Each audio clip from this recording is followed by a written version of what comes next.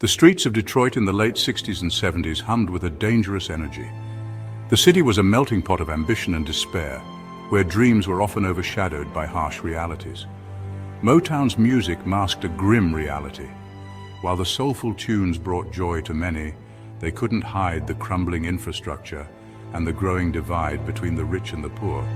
Poverty and despair were rampant. Opportunity seemed to vanish.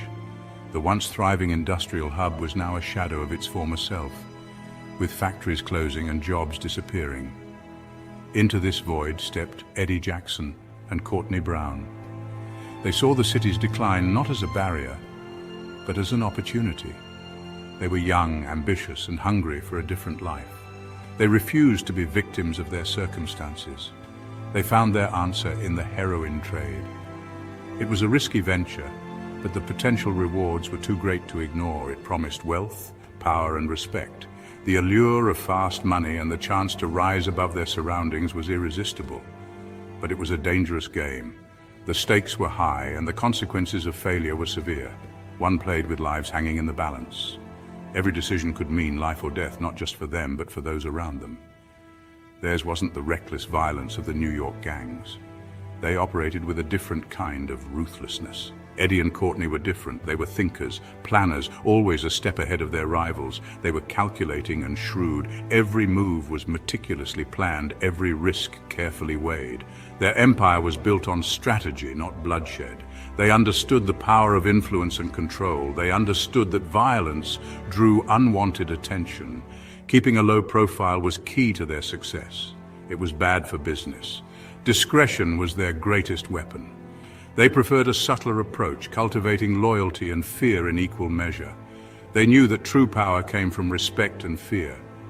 Their operation was a well-oiled machine, efficient and ruthless. Every member knew their role and played it to perfection. They were the Motown Mafia, a name that struck fear and commanded respect. The streets whispered their names, their reputation preceded them, and their influence was felt everywhere. Eddie Jackson, the charismatic leader, could charm his way into any room. His presence was magnetic and his words carried weight. He possessed a sharp mind for business and an even sharper instinct for danger. He could read a room and anticipate threats before they materialized.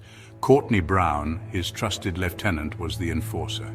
He was the muscle behind Eddie's charm, ensuring that their plans were executed flawlessly. He was quiet but deadly.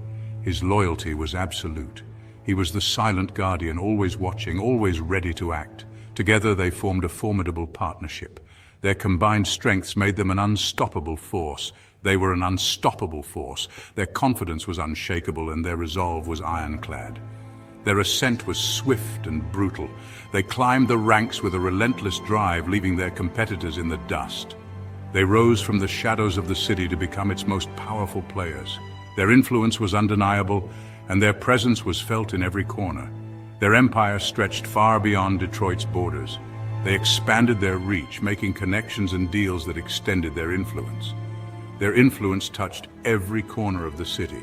They were untouchable, or so they thought, but in the world they had built, no one was truly safe. The Motown Mafia operated with a precision that set them apart. They studied the game, not just the rules, but the players, the moves, and the consequences. They were students of the streets, learning from every encounter. They learned from the mistakes of others, analyzing every downfall and misstep. They knew that brute force was a short-term solution. Violence, they observed, was a liability. It drew unwanted attention from law enforcement and rival gangs alike. It attracted heat, invited competition, and ultimately led to downfall. The cycle of violence was a trap they were determined to avoid. They chose a different path, one that required patience, intelligence, and a long-term vision, one paved with cunning and strategy. They saw the city as a chessboard, each move calculated, each piece playing a crucial role. They built their empire on a foundation of loyalty, understanding that trust was their most valuable currency. They understood the power of community. They knew that a united front was stronger than any individual. They recruited their soldiers not from hardened criminals, but from the very neighborhoods they sought to control. They offered a sense of purpose and belonging. They offered opportunities where none existed, creating jobs and providing a way out of poverty for many. They provided protection and a sense of belonging, ensuring that their community felt safe and supported. They were more than just gangsters. They were providers, protectors, even role models. They were the unseen pillars of their community. They understood the importance of alliances. They knew that power was amplified through strategic partnerships. They forged ties with corrupt officials, influential businessmen, and even the Italian mob. These alliances were the backbone of their operations. These connections provided them with protection and access to resources that were otherwise out of reach. They were masters of negotiation and manipulation, always finding a way to turn situations to their advantage. They always seemed to be one step ahead, anticipating moves and countering threats before they materialized. Their business model was simple but effective. They focused on quality and reliability. They provided a high-quality product at a competitive price, ensuring customer loyalty and repeat business. They maintained strict control over their supply chain, ensuring consistency and reliability in every transaction. They understood that customer satisfaction, even in their line of work, was paramount. A happy customer was a loyal customer. They were meticulous in covering their tracks, leaving no evidence that could be traced back to them. They operated in the shadows using coded language and trusted intermediaries to communicate. They left no room for error, ensuring that every detail was accounted for and every plan was foolproof. They were ghosts, moving unseen and unheard, their presence felt but never seen. They mastered the art of invisibility, making them untouchable. The bond between Eddie Jackson and Courtney Brown went beyond friendship. It was a brotherhood forged in the crucible of the streets. They were two sides of the same coin. Eddie, the visionary with his silver tongue and magnetic personality. Courtney, the silent enforcer, his loyalty as unwavering as steel. Their differences were their strength. Eddie could charm his way into any room, negotiating deals and forging alliances. Courtney commanded respect with a single look. He was a man of few words, but his presence spoke volumes. Together they were an unstoppable force. Their early days were marked by hardship and danger. They faced constant threats from rival gangs and the ever-present scrutiny of the law. But they persevered, their bond growing stronger with each challenge they overcame. They learned to trust each other implicitly. Their lives depended on it. They celebrated their victories with extravagant parties and lavish gifts. They surrounded themselves with beautiful women and loyal followers. They had climbed to the top of the underworld, but the higher they climbed, the further they had to fall. Despite the opulence and excess, a sense of foreboding lingered.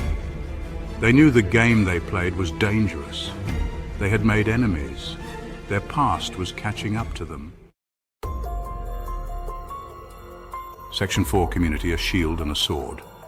Eddie and Courtney understood a fundamental truth. Power wasn't just about money and muscle. It was about influence. Influence that could shape the very fabric of their surroundings, bending it to their will. And their influence stemmed from the community they controlled. The streets, the people, the very essence of the neighborhood was under their sway. They were masters of perception, cultivating an image of Robin Hood-esque figures. They knew that appearances could be more powerful than reality. They were seen as providers, protectors, and even benefactors. Their actions spoke louder than words, and the community listened. They strategically invested in their neighborhoods. They funded community centers, supported local businesses, and created opportunities where there were none. They even paid for funerals of those who couldn't afford it. These gestures, though seemingly generous, were part of a larger plan. These acts of charity weren't entirely altruistic. They were calculated moves to solidify their power base, ensuring that the community remained indebted to them. They were calculated moves to solidify their power base. Every donation, every act of kindness was a strategic investment in their empire. They were buying loyalty, and it worked. The community saw them as indispensable, and that loyalty was unwavering. People were afraid to cross them. The fear of retribution was ever present, a shadow that loomed over the community. Not just because of their reputation for violence, but because they were seen as pillars of the community. Their influence was both a shield and a sword. but because they were seen as pillars of the community. To many, they were the glue that held everything together. To betray Eddie and Courtney was to betray the community itself. The lines between right and wrong blurred in the face of their power. It was a powerful hold they had over their people, a hold that was as much psychological as it was physical. This loyalty provided them with a shield against the law. The community's silence was their greatest defense. The police found it difficult to penetrate the wall of silence that protected them. No one dared to speak out for fear of the consequences. Witnesses were intimidated into silence. Evidence vanished. The community's loyalty was a fortress, impenetrable and unyielding. The community was their most effective weapon, a weapon that could be wielded with precision and power. But this double-edged sword cut both ways. The same community that protected them could also bring them down. The same community that protected them could also bring them down. When cracks began to appear in their empire, the whispers started. When cracks began to appear in their empire, the whispers started. Doubt and dissent began to spread like wildfire. The loyalty they had so carefully cultivated began to waver. The foundation of their power was not as solid as they had believed. Section 5, the Italian connection, expanding the chessboard. Ambition knows no bounds. Eddie and Courtney's empire wasn't confined to the streets of Detroit. They had their sights set on bigger prizes. They understood that to truly control the game, they needed allies with reach and influence. They found those allies in the most unlikely of places, the Italian mob. It was a risky move. The Mafia was notoriously wary of outsiders, but Eddie and Courtney had something the Italians wanted: access to Detroit's lucrative heroin market. They also possessed a level of sophistication and business acumen that impressed even the seasoned mob bosses. The alliance was mutually beneficial. The Italians provided the Motown Mafia with access to new markets and distribution networks, while Eddie and Courtney maintained control over their home turf. They operated with a mutual respect, understanding the delicate balance of power. This partnership elevated them to a new echelon of the criminal underworld. They were no longer just local players, they were major players on a national stage. Their wealth and influence grew exponentially. They had achieved the American dream, albeit through nefarious means. But this newfound power came with a price. They were now beholden to a new set of rules, a new code of conduct. The stakes were higher than ever before. The consequences of failure were unimaginable.